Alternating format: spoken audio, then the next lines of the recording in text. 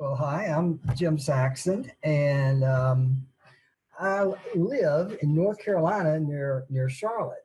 Um, I've come to really love dog agility and been trialing, I guess, since about 2012.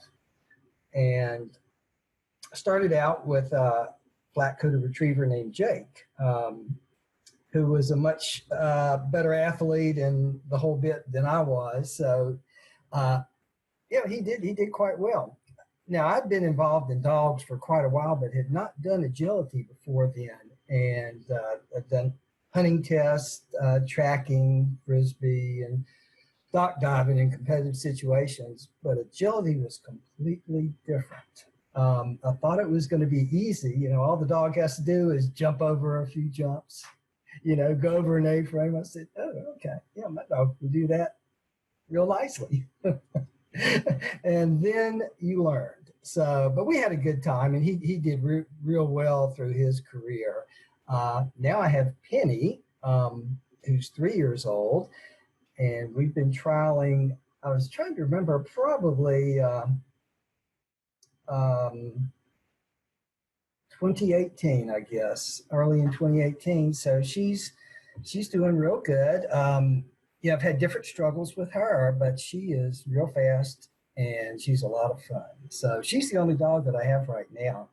Um, and Yeah, I just try to stay active. I also like to play some golf, and I love to watch Jeopardy on TV, but really like my agility. And it's just been a lot of fun to do it. It's been great, working with the Bad Dog Agility people. Well, difficulties, as everyone knows, are pretty inherent in agility, no matter how talented or you are at this sport. But anyway, I guess it was in 2016 we qualified. This was when I had Jake. We qualified for the AKC Agility Nationals, and somehow, I came across Bad Dog Agility having a prep course, and I wondered if I was over my head because we did pretty good, in running master, but it was still always a bit of a struggle. And being competitive, I wanted to, you know, do the best that I could. So I went ahead and did the prep course, and a huge help. It was just awesome. Um, Now, in the meantime, I'd gotten a puppy, Penny, and as I began training her, we began training in 2017. It was a totally different ball game, as anybody that's had trained more than one dog um, understands. Jake was real easy, and Sarah will remember, how good he was and how well he followed my handling, even though I was pretty sloppy, and I was pretty sloppy. So it came back to roost as I began training Penny. So I figured, I better go ahead and stick with Bad Dog Agility and see what I could do. I didn't want to end up messing things up. So Penny has made me pay attention to my handling. I've had to, and it's been so helpful, being able to send in monthly videos of the short sequences, because you get an in-depth look, at what you're doing, both right and wrong. And by having that with Penny, we started off on the right foot. She did quite well early on. And then once we got into Master, it became a little bit of a different story. She had a lot of off courses, which Jake had never had. And I think by that time, Jennifer had joined. So it was just extraordinarily helpful to realize how closely I had to look at my handling. And by having the feedback, I could immediately go out and make those changes in my backyard that I needed to. It just takes me a while to learn things. I'm not a good dancer, for instance, but Anyway, it was just really amazing. Um, now it was like I say, it was a real pleasant surprise when I first joined. I don't believe Jennifer was part of the program, uh, but she signed on and was able to, through the months, uh, do a fair amount of instruction with me, and it was great. It just really was. And obviously, Sarah had always been spot on with me, but it was such a pleasant surprise. I used to think, how many people get a chance to work one on one with a world class athlete? In which, people that don't know Jennifer, she obviously is one Westminster, but she's also competed on the international stage and done quite well, I believe, with several dogs. So that was just a huge help. But overall, I think what really has made the biggest impact, obviously the folks at Bad Dog Agility are super skilled and really know their stuff and can really help you with the feedback, you know, and all that's wonderful.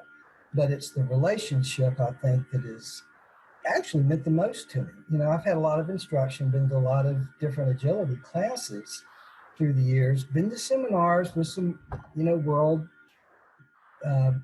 class agility folks. But I am here to say that, the level of support and being able to balance the feedback with the positive stuff has just been wonderful. And, it's just been a great experience, and made it really a lot more fun for me, I think. And along the way, I'm real proud of my dogs for what they've accomplished.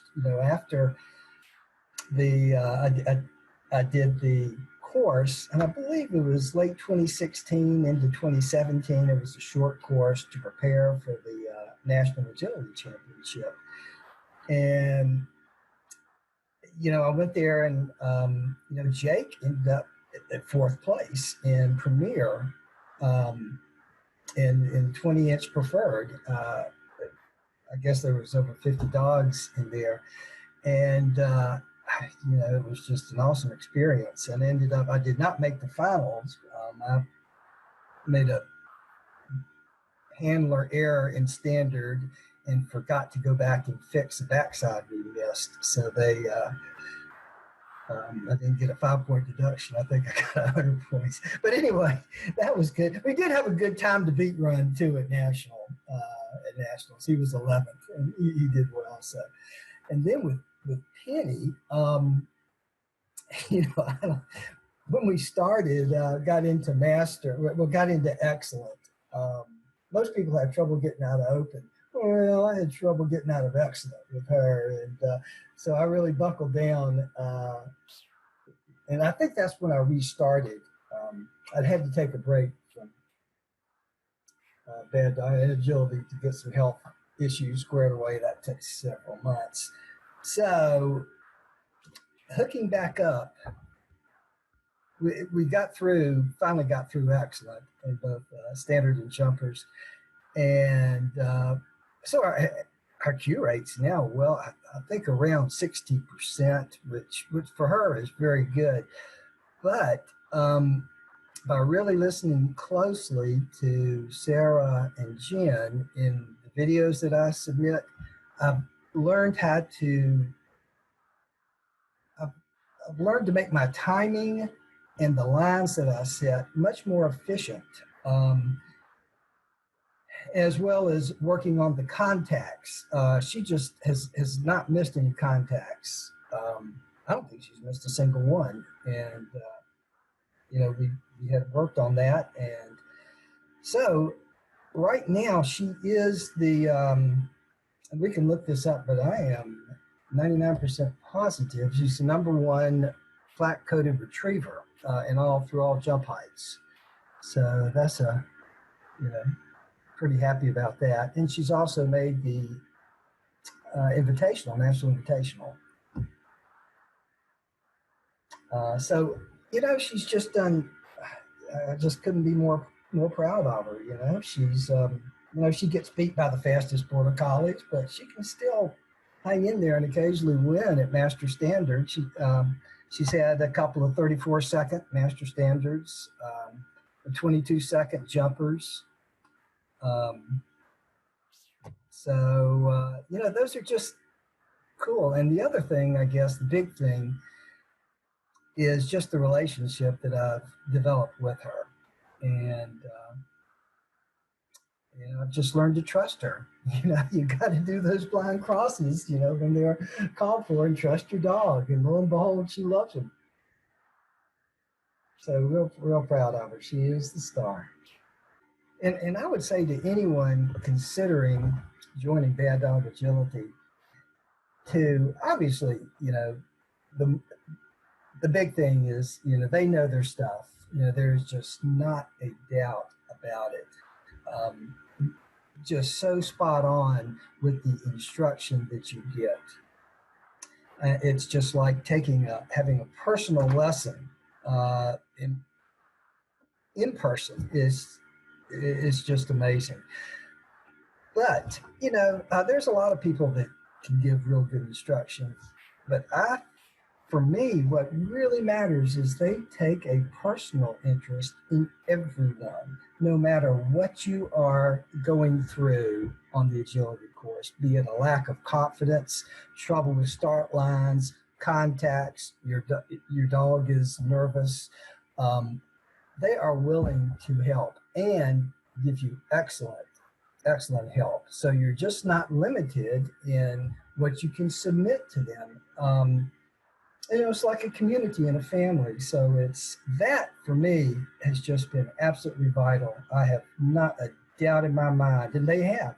They've helped me with any number of things, both big and small on the course, and everything has worked. And I don't feel they don't make you feel, silly for asking or incompetent for asking these things. They're always trying to find ways to build you up. So, for me, that's as important as their skill as instructors.